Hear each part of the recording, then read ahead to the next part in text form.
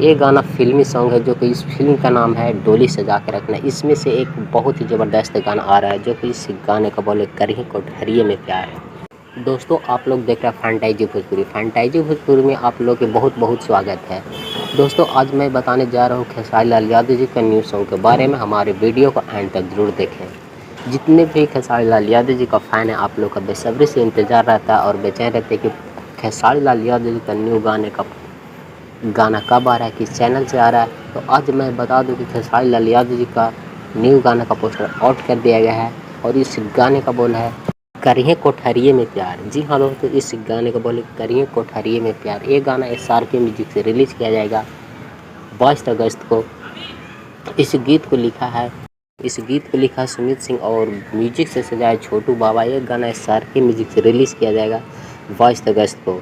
इस गाने का आवाज़ है अनामिका त्रिपाठी और खेसारी लाल यादव।